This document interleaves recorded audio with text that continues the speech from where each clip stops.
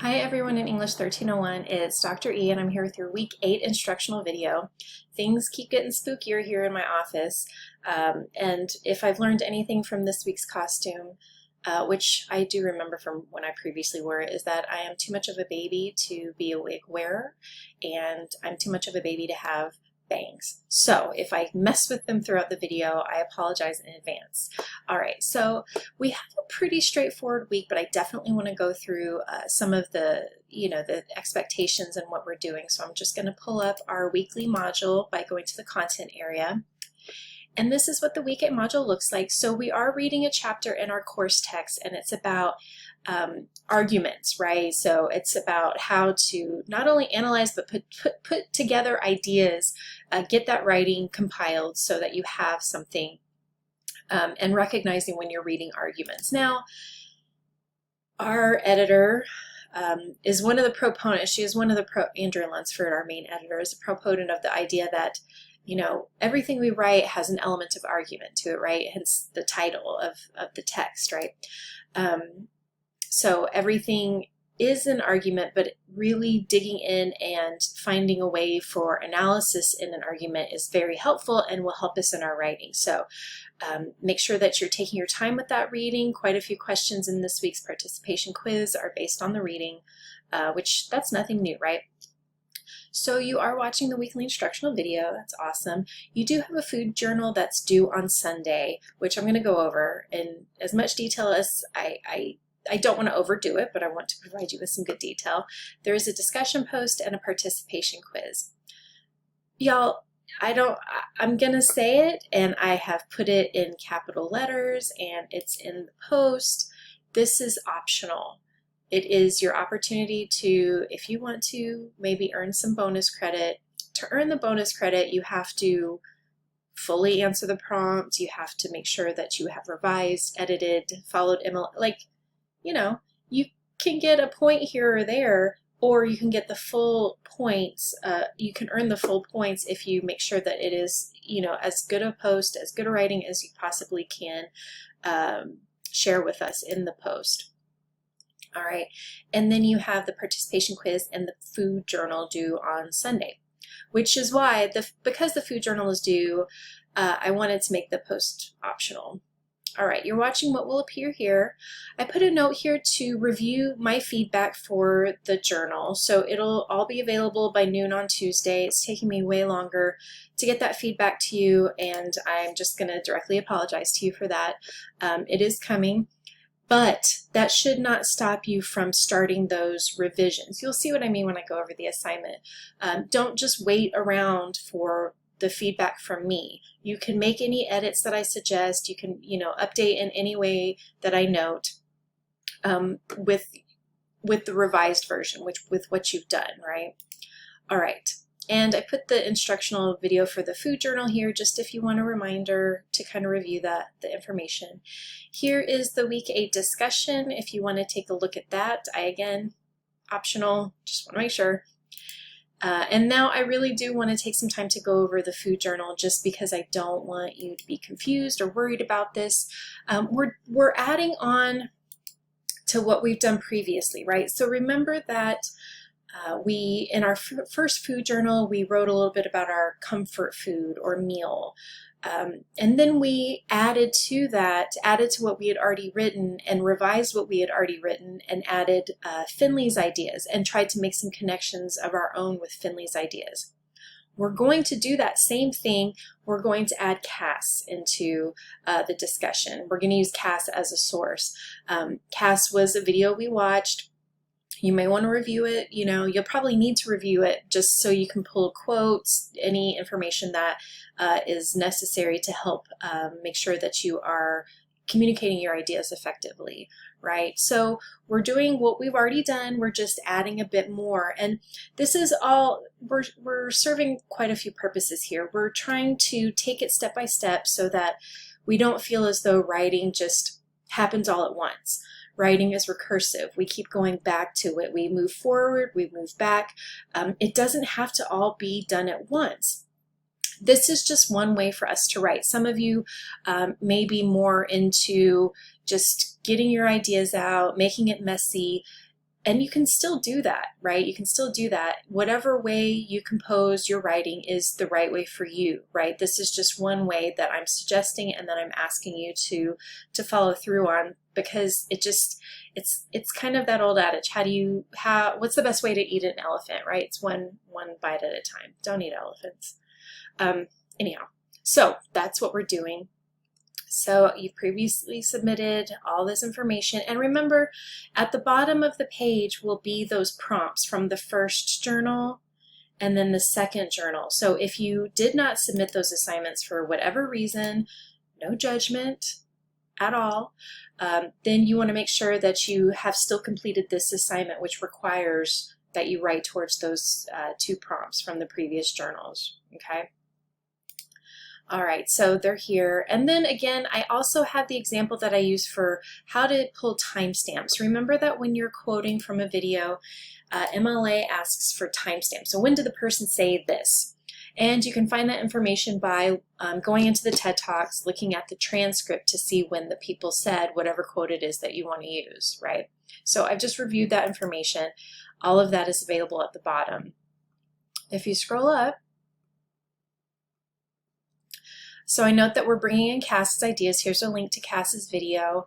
And I really want to emphasize, this does not have to mean that you take those previous paragraphs and just add to it if it doesn't feel right, right? If you feel as though Cass would be much better in the second paragraph, then add Cass there, right? Just all we want to do is to ensure that by the end of your paragraphs, when you submit this assignment, you have Cass as a source and Finley as a source. So if that means kind of mixing things together, changing up the order of your paragraphs, changing up the order of the sentences in your paragraphs, it doesn't mean that you just need to tack on a paragraph at the end that relates to Cass, unless that works for what you're doing, right? Unless that feels the best with the way that you've structured your ideas already. Okay, so everybody's is going to be different. Everybody will have a different approach because our brains are we all work and write differently, right? And think differently.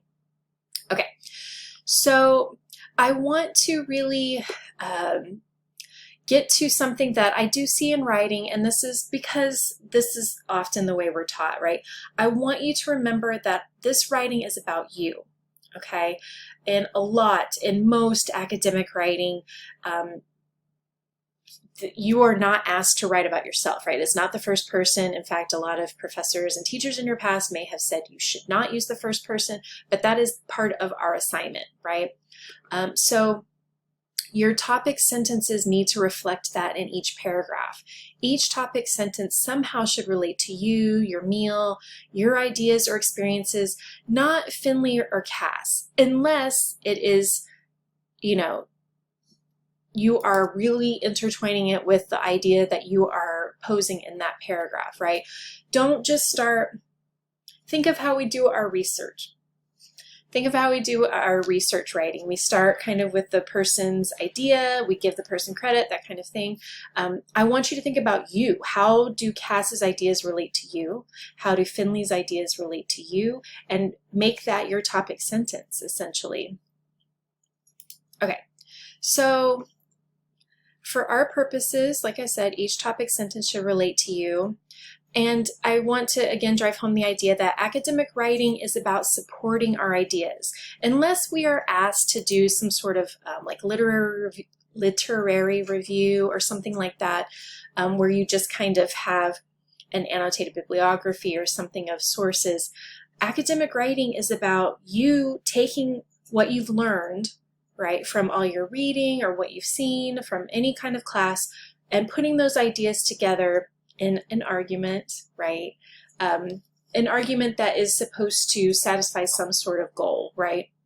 So your goal in our work is to share about your food culture overall, like your food, your comfort food, and to bring in sources that help support your ideas, right?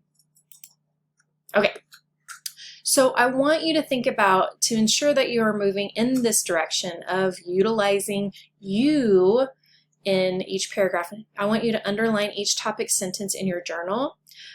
Make sure each is about you or your meal, etc. This is just something that I wish I had kind of learned this practice earlier in my educational career. It wasn't until my doctoral program when a professor asked me to do this, just so I could kind of get a sense of organization, right? Some of you mentioned that organizing your ideas is the most complicated, and one easy way to ensure that you are going through and staying on topic is to note your topic sentences. Think of your topic sentences like a roadmap for your readers. You're telling your reader what is in this paragraph. You're telling your reader where your ideas are going on the roadmap, right? So the topic sentences have a lot of weight in terms of they're the mini thesis for that paragraph, right? They're encapsulating that idea. They're letting your reader know what that paragraph is about. It's a sneak peek, right? And it really helps when people read to keep track of your ideas, and it helps you stay organized. So I want you to underline each topic sentence in the journal from start to finish, everything that we've done.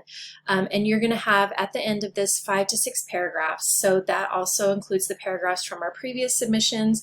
So some of you had 3 or 4 paragraphs. That means you just need to add a couple of paragraphs for this assignment, whether that is adding them at the end and bringing in Cass's ideas, connecting Cass to Finley, connecting to you, all that good stuff, or it's interweaving the research in the paragraphs and the topics that you've chosen, right? So if you feel as though you don't have things to write about, I want you to really sit and think about your comfort meal, the meaning of that comfort meal to you, who is involved in that comfort meal. Oftentimes that's really getting into something about food culture. Who in your family is responsible for preparing the food and why, right? What are the ingredients that are important in your family and why? What is food used for? Is it for celebration? Is it because you don't feel, a lot of you wrote about, having a certain food when you're not feeling well, or something that just has nostalgia like Cinnamon Toast Crunch, or, that kind of thing. Really dig into why that comfort meal is important and the different elements that go along with making that kind of choice, and digging into kind of your own history when it comes to food, okay? All that you have plenty of information to write 5 to 6 paragraphs, even if it doesn't at first feel that way. Just sit with it and think it through and let me know if you have any trouble with that, okay? So 5 to 6 paragraphs. When we are using research in paragraphs, we need to strive for about 6 to 7 sentences, which on the surface seems like a lot. Some of you struggle to have paragraphs with more than 3 sentences, and that's already pushing. We need more. We want to look again at our paragraphs as advancing our ideas, having a thesis statement at the beginning in our topic sentence, and really going into the kind of detail that's helpful to our readers. Think of your audience. Your audience has not watched Finley's videos, watched Cass's, they don't have any experience with your comfort food. So offer the kind of detail that's helpful there. We don't have to assume our audience is stupid. We just should assume that our audience may not be as well versed in some of these things as we are. That's why we're writing about it. We are the experts right now. It's our experiences, right, and our research. Okay, so I want you to really think about how we use research, and that's when we bring in Finley and Cass. We don't just drop research in the middle. Don't just take a quote that kind of connects to your ideas and drop it in the middle. It's called quote dropping. I hate it. Every professor hates it. Take time to introduce your quote, and always take time to explain the relevance or the context of your quote.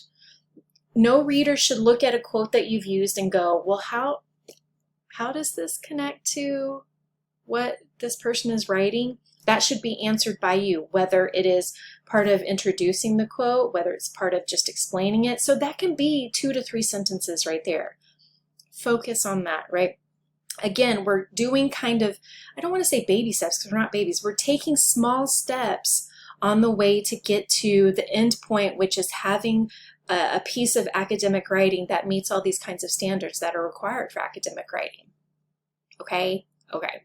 So that's pretty much what our week is. We also have, our weekly quiz, but let me know if you have any questions or concerns. Y'all are doing so well. Have a great week and good luck. Oh, and I'm Wednesday Adams. Quiz.